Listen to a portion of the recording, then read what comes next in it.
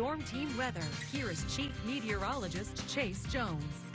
I just feel like March flew right by. Now, Zoe woke up today. She said it felt like Wednesday. I'm definitely with her on that one. So we're waiting to see what this April Fool's joke is going to be about. Now, Brian and Griff usually do a pretty good job of horsing around, so everybody's in deep anticipation. But of course, I'm waiting for a little bit of rain to work its way in from the west. It's just on the outside of the Concho Valley. You know, everybody tells me that I need to slow down. It's just not who I am. I can't talk slower. You guys know, if you see me out in public, I'll just talk your ear off for about an hour about anything. Now, we're going to talk about the weather. Temperatures over the last 24 hours all the way down to those lower 60s again, then right back up into those upper 80s. So we're still inside that 20-degree spread. If we fall outside that 30-degree spread, then I'm on the lookout for severe weather. But the temperatures throughout the rest of the week, we are just inside that margin. 87 in San Angelo. Everybody else in a combination of mid to lower 80s across the entire area. I'm looking for 10 degrees, especially today. 90 in Robert Lee, 80 down there in Sonora, or 81. So 9 degrees across the entire Concho Valley, just inside the 10-degree spread. Take a good look at dew points and humidity indices.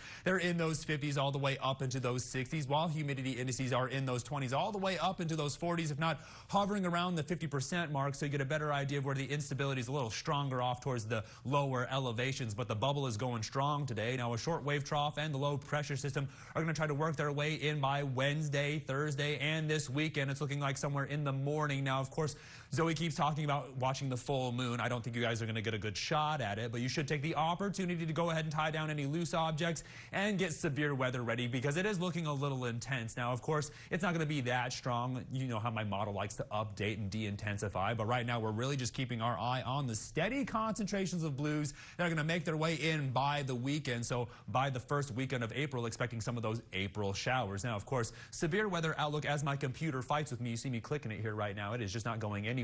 There we go, looking at temperatures right now, watching the warmer air fight with the cooler air as our low pressure system makes its way through. We're going to watch the frontal system develop right along this line for severe weather to push through by the weekend, and then we're going to see just how explosive it will get by Saturday. Of course, severe weather outlook, these are the shapes that I'm looking out for in case for severe weather. That includes all the way down towards the Panhandle, and as we get a better idea of the Concho Valley, you can see how we're just on the edge of it, just on the tail end of it. Now, of course, down at the surface, there is the monster amount of moisture that we're keeping our eye on. Wichita Falls definitely in the crosshairs right now. Storm chasers are headed up towards the north, but we're going to keep our eye on this system sort of making its way down from the Sierra Madres, the Panhandle, and into our area where it sort of fizzles out. Now, the radar not really picking up a whole lot, but for the rest of the evening, it's supposed to linger off towards the west. Now, that's the futurecast where it's at right now. There's Tuesday night, so around 8:30 p.m. up towards the north. We're going to keep our eye on it. Then it will fizzle out somewhere around San Angelo, but keep your eye on Wednesday night. Now, that moisture makes its way back in by the afternoon,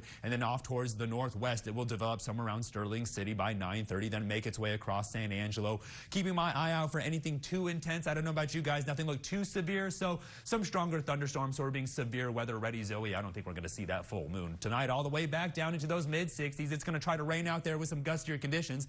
Then tomorrow, a good run at those lower 90s, but as the afternoon rolls around, if not the evening, let's just be severe weather ready, because you see how it's going to stay with us throughout the rest of the night. As the weekend rolls around, we're still holding on to some of those warmer temperatures. I'm keeping my eye on that thunderstorm activity, but by Easter Sunday, things will clear up just in time to get out there for service. Then, of course, some colder weather slides its way in. Then we warm right back up into those lower 70s, while those overnight lows go from those 60s all the way down into those 40s. Stay tuned on more of the break. You're watching KSAN News at 5.